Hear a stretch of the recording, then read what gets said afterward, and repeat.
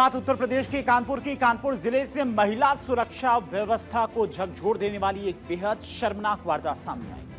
अरौल थाना क्षेत्र के एक गांव में एक रसूखदार समाजवादी पार्टी के स्थानीय नेता मनोज यादव पर 15 साल की नाबालिग लड़की के साथ में अश्लील हरकत और जबरदस्ती करने का गंभीर आरोप लगा है। पीड़िता के परिजनों की शिकायत पर पुलिस ने आरोपी के खिलाफ नामजद मुकदमा दर्ज कर जांच शुरू कर दी है। देखिए क्या है पूरा मामला।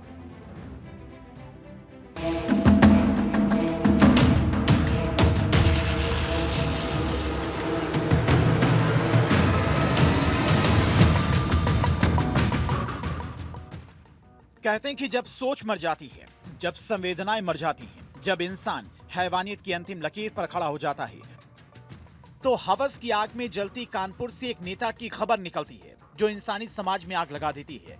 इस शख्स को देखिए, इसका नाम मनोज यादव है। कानपुर के बिल्हौर के अरौल थाना क्षेत्र के गांव का रहने वाला रसूखदार मनोज यादव पर 15 साल की नाबालिग लड़की के साथ अश्लील हरकत और जबरदस्ती करने का गंभीर आरोप लगा है। मनोज यादव की हैवानियत की शर्मसार कर देने वाली दरिंदगी के बारे में जिसने भी सुना वो सन्न रह गया। नाबालिग पीड़िता के मुताबिक वो हमेशा की तरह अपने खेतों में पशुओं के लिए हरा चारा लेने गई थी। खेत में उसे अकेला पाकर गांव के रसूखदार आरोपी मनोज यादव पहले तो उसे बहलाने फुसलाने की कोशिश की और उसे 100 रुपए का लालच देकर अपनी ओर आकर्षित करने की कोशिश की। नाबालिग के मना करने पर मनोज यादव दरिंदा बन गया और फिर उसने नाबालिग लड़की का हाथ पकड़ दिया और उसे खींचकर खेत में गिरा दिया। इसके बाद उसके साथ अश्लील हरकतें की। वो लड़की के साथ दरिंदगी की नियत से आगे बढ़ा, लेकिन पीड़िता ने हिम्मत नहीं हारी और वो किसी तरह से आरोपी के चंगुल से अपनी जान बचाकर वहां से भागने में सफल रही। सुबह हम खेत पे गए तो वहाँ चारा काट रहे थे। हमको 100 रुपए दिए कि बोले कि लो 100 रुपए तुम मेरे साथ चलो, तो हमने कहा कि हम नहीं लेंगे। किसने 100 रुपए दिया आपको? मनोज यादव।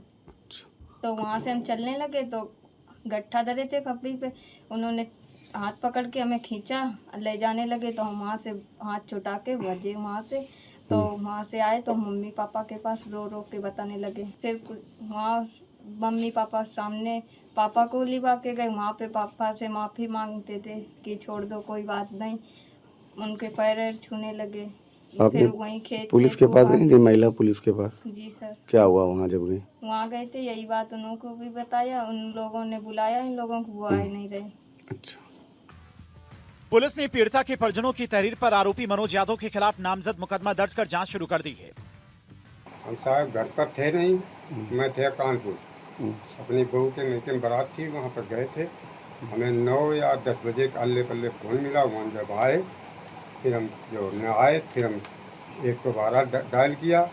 उन्होंने हम पर कहा कि थाने में चलो, और हम थाने में गए, अपने एप्लीकेशन दी और एप्लीकेशन काफ़ी देर बैठा रखे, इधर उधर गिराया कि आज ये है मुहर्रम है, आज नहीं देखेंगे तो कल आएंगे तुम्हारे पास या शाम को हम देखेंगे। इतनी बात हुई कि हम पर कहीं के घर जा लिया। हम 8 बजे घरे खाना बनाए रहते तो जी हमने कही जाओ तुम चारा काट लाओ, नहीं पापा आए तो जी चारा काटन गई। एक गठवा इनके पापा घरे ले चले आए तो जी उन्हें और काटन लगी। तो इनके उन्हें मनोज ने इनके संग रुपया दे के मतलब छेड़खानी करी। तले हम पीछे तेरे साइकिल ते गए तो इन्हें मतलब छोड़ के भाग के आए। मैं तेरे रोई के रोड पे समर तीर तब बताई आई तो हमने मनोज का जो गाली गलोच करो तो भाई माफी मांगने लगे, पैर छुअन लगे। तो उतरी कही के फिर हमने कही हम जाए रे रिपोर्ट करी जाए तो भाई मकई से सीधी भाज गए, पता नहीं कहाँ भाज गए। हमने दे जाए एप्लीकेशन तो कल के लिए बुलाओ, और मनोज का बुलाओ रे आ गए नहीं। अब जरा आप नाबालिग लड़की के साथ दरिंदगी करने वाले मनोज यादव का परिचय भी सुन लीजिए। मनोज यादव को समाजवादी युवजन सभा का स्थानीय रसूखदार नेता बताया जा रहा है।